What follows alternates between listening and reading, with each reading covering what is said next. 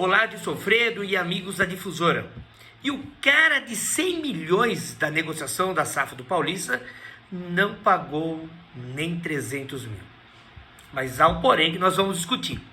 Desde o início, falamos sobre as preocupações em se tornar uma SAF e ofertar a mesma para investidores de origens duvidosas. E por duvidosas, se entenda, o cara do ramo do futebol e conhece os trâmites. A pessoa tem dinheiro de verdade e não de especulação? Procede essa grana de um mercado honesto com dinheiro limpo? Em 3 postagens nas redes sociais, insistimos.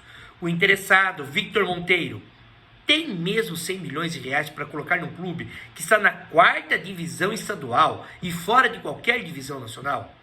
Por que alguém investiria tão alto em um time nessas condições, onde o campeonato tem 3 meses e as dívidas são altas?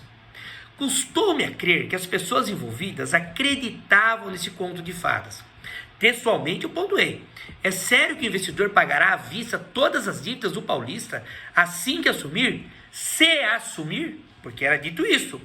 E um membro do conselho retrucou, perguntando se eu estava duvidando do advogado, da negociação, do presidente Lula, do Papa Francisco e blá blá blá blá. Sim, é óbvio que duvidamos, que todos duvidaram.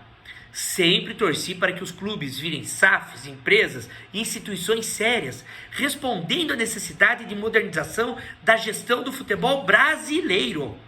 Especialmente por torcermos pelo Paulista, sempre a preocupação foi para o bem do Galo.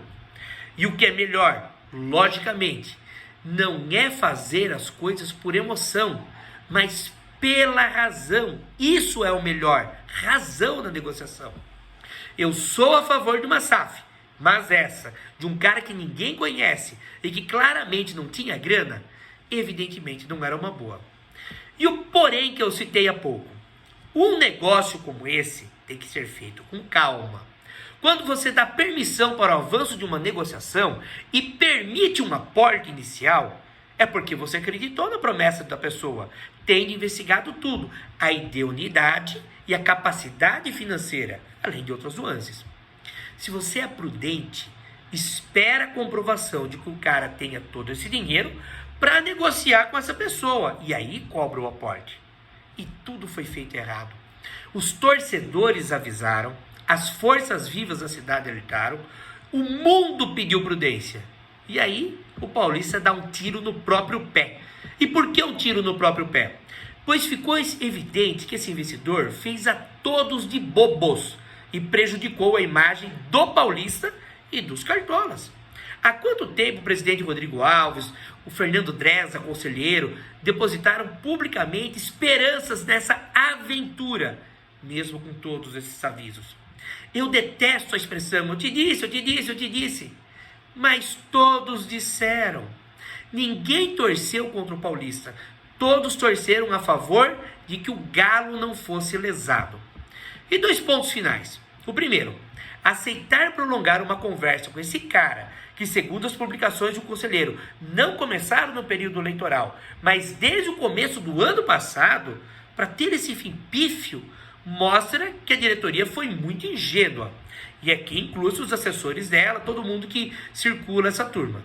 E se não foi ingênua, foi má administradora, pois iludiu muitas pessoas, que agora estão decepcionadas. E não adianta falar, fizemos o correto e abandonamos o negócio, pois isso deveria ter sido feito antes de se divulgar publicamente o interesse. Afinal, demonstrou ter caído na lábia do investidor, que enganou a todos por tanto tempo. Tais situações, e esse é o segundo ponto, desacreditam o Paulista como um bom investimento. Quando uma empresa séria, com dinheiro e desejo de investir, vê tais situações, essa do Vitor Pereira, da K Sports, Fute Talentos, Magnata, Campos Pelé, é evidente que tem medo de se associar, por culpa de tudo isso. Enfim, torçamos para que o Paulista se viabilize e de coração que as pessoas que meteram o pé na cabeça, acreditando em Papai Noel, sejam mais humildes e aceitem conselhos como: tenham precaução, sejam prudentes, faça o cara provar que tem dinheiro antes de perder tempo e esforço e não arranhe a imagem com isso.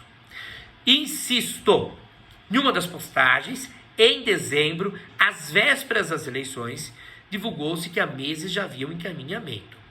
Se isso foi mesmo verdade, porque agora a gente acaba duvidando, né? É muito mico isso. Se foi verdade mesmo, olha quanto tempo esses caras foram enganados.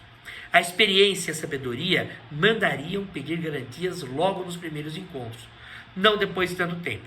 Que tudo isso sirva para maior humildade, menor arrogância daqueles que criticam quem alerta, e que o paulista seja mais levado a sério.